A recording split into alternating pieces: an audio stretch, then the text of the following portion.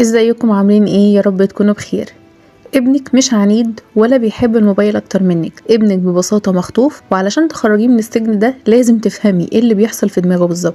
عارفة ليه بيصوت لما بتيجي تسحبي منه التليفون؟ لان الموبايل بيدي لعقله جرعات ضخمة من الدوبامين. كل ثانية في كل جزء من الفيديو او كل ليفل جديد في لعبة عقله بياخد مكافأة.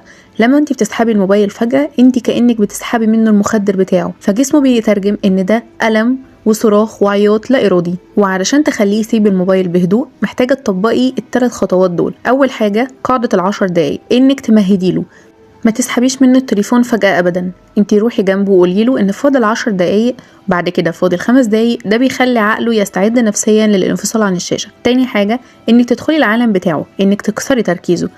قبل ما الوقت يخلص بدقيقتين اسأليه عن كل اللي بيشوفه. واو، ايه اللي حصل في اللعبة دي؟ الحركة دي بتنقل تركيزه من الشاشة للكلام معاكي، فيبدأ يفوق من التنويم المغناطيسي بتاع التليفون. تالت حاجة انك توفري له لعبة تانية بديلة تكون ممتعة جدا، لان اكبر غلطة احنا بنعملها ان بنقول له سيب التليفون وقوم ذاكر او قوم اقعد ساكت. لازم تديله بديل ممتع في اول 10 دقايق من بعد التليفون. نلعب كورة، نلون، نساعد في المطبخ، نعمل اي حاجة شبه كده. عقله محتاج مصدر تاني للدوبامين علشان ما يحسش بانهيار. وخليكي فاكرة ان الموبايل مش عدو، بس ادمانه هو اللي خطر. جربي تفهمي كيمياء الدماغ لابنك وهتلاقي الصراخ اختفى والهدوء رجع تاني للبيت. لو شايفة ان المعلومة دي مهمة اعملي سيف للفيديو علشان ترجعي له وقت الزن وتشاركيه مع كل ام محتارة.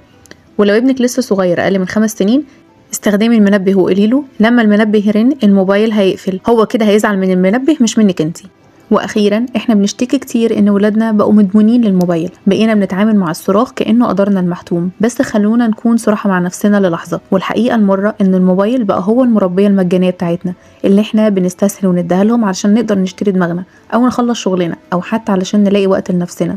الطفل اللي بيسرح في الشاشه النهارده بالساعات هو طفل بيفقد بالتدريج مهارات التواصل والذكاء الاجتماعي وحتى القدره على الصبر. هو بيتعلم ان المتعه لازم تكون بضغطه زرار، وده أخطر حاجة ممكن تقابل الطفل في مرحلة التكوين.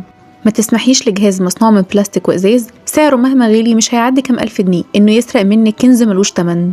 ابنك مش مجرد طفل بيزن، ابنك ده أمانة، والشاشة هي اللي بتسرق ذكائه. كل دقيقة هو باصص فيها للموبايل هي دقيقة ضاعت من عمره وهو مش مركز معاكي، مش بيحكي لك سر، مش بيتعلم منك معنى جديد. الموبايل مش هيفتكر له ذكرى حلوة لما يكبر، لكن انتي اللي هتبني الذكريات دي. فوقوا قبل ما تلاقوا ولادكم كبروا وهم أشباح قدام الشاشات مش عارفين يتكلموا كلمتين على بعض. فابتدي النهاردة وخدي الموبايل بحب، اديله حضن ومشاركة. انتي أهم بكتير من أي فيديو أو لعبة في العالم ده كله. وأخيرا لو عجبك الفيديو شاركيه مع كل أم محتاسة مع ابنها ومش عارفة ازاي توقف الشاشات. ولو وصلتوا لغاية هنا شكرا من قلبي ان انتوا كملتوا الفيديو لغاية الآخر. ما تنسوش تعملوا لايك وسبسكرايب للقناة علشان تشوفوا كل الفيديوز الجديدة اللي هننزلها. واشوفكم الفيديو الجاي على خير. باي باي.